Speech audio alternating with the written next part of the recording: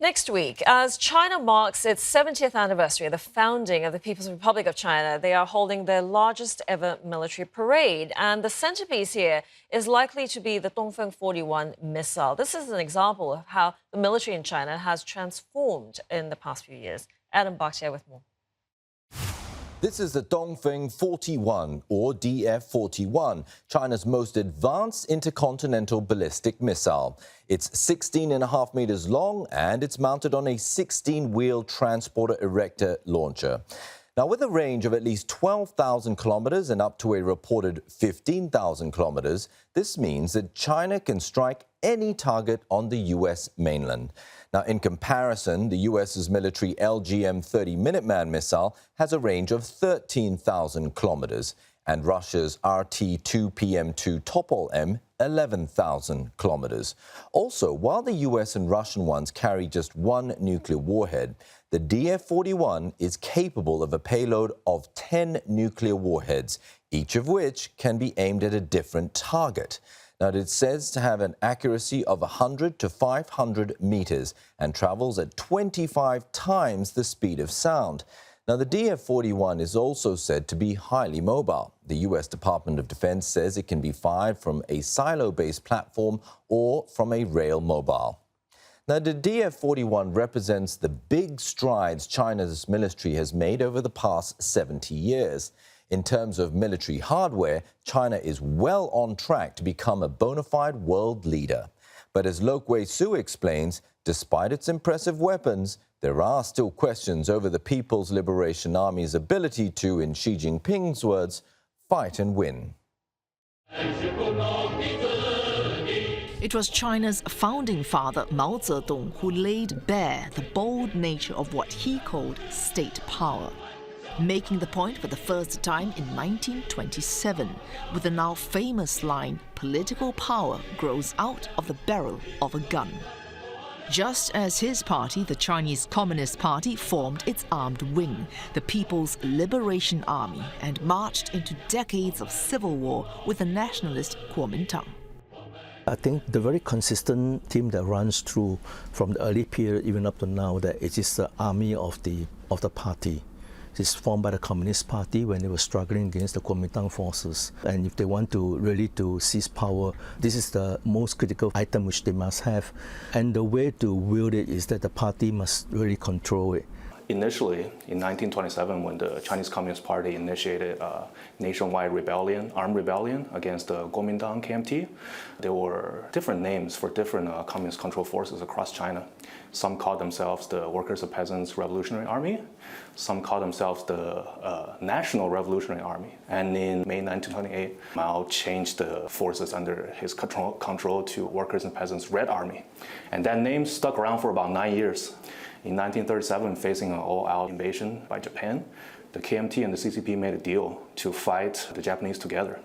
In 1945, when Japan surrendered and the negotiations between Chiang Kai-shek and Mao Zedong broke down, the CCP control forces changed their name again, rebranded themselves as the People's Liberation Army. It's pretty much a new name for a new force, and it identified its mission as liberating the Chinese people from the yoke of the Chiang Kai-shek KMT government. But the top mission for any army must be to hold its own in battle, which the PLA in its early years as a largely guerrilla army making the most of every advantage, however small, was able to achieve. They successfully undertook a guerrilla warfare campaign against a much larger and more capable enemy and succeeded. And then right after the birth of their nation, they found themselves in direct conflict with another superpower, the United States and the Korean Peninsula. Not long after that, they found themselves at conflict with another great superpower in the Soviet Union on their border. So they've been able to successfully defend their territory since their founding.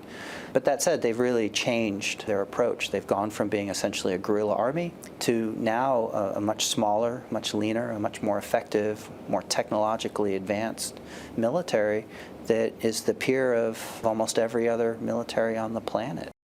But for all the undeniable achievements, there has never been, across the years, a harsher critic of the PLA than the PLA itself.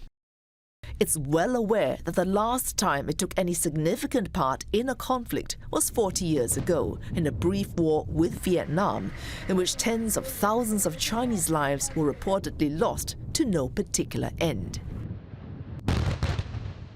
Then Paramount leader Deng Xiaoping blamed the PLA's failure on their having, in his words, grown fat, echoing his earlier criticism of an organization guilty of bloating, laxity, conceit, extravagance, and inertia. In the 80s, when Deng came to power, he cut the PLA by 1 million. Also in the 80s, with the economic liberalization, the PLA was allowed to do business. Ordnance factory began to manufacture dual-use products for the civilian market.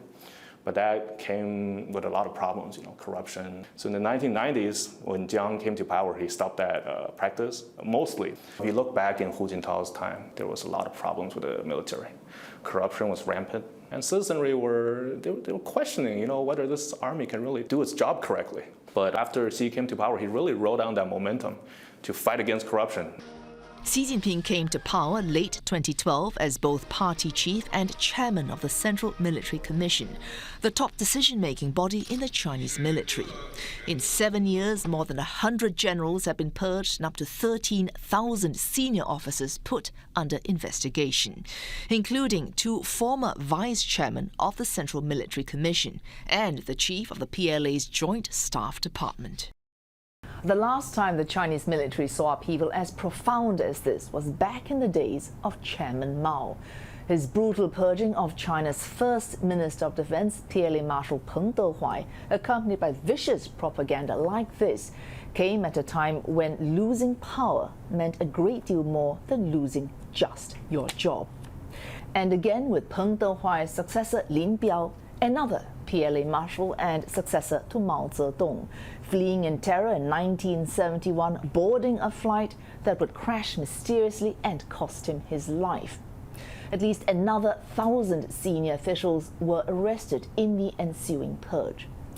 If there is any lesson to be learned in all this, it's this, that reforming the PLA has only been possible when the man in charge holds all the cards.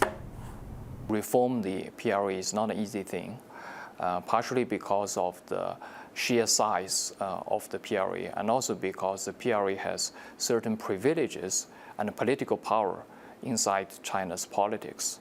So you can see that over the years, in the 1980s, actually only Deng Xiaoping managed to do that. But after that, you can see that his successors actually, first of all, do not have the authority.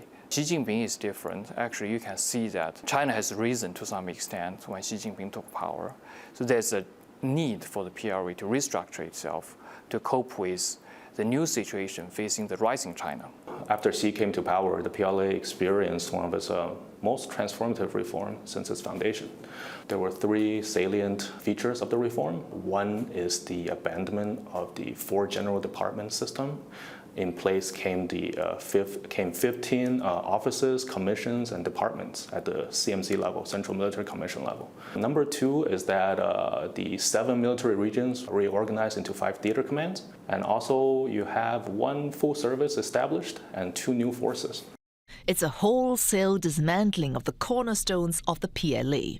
It also binds the PLA much more closely to the Central Military Commission and its chairman, Xi Jinping. The first leader since Chairman Mao to don camouflage fatigues in public, Chairman Xi has never been slow to show he's truly one with his troops. And his goals are clear: full modernization by 2035 and a world-class military that can, in his words, fight and win by 2050.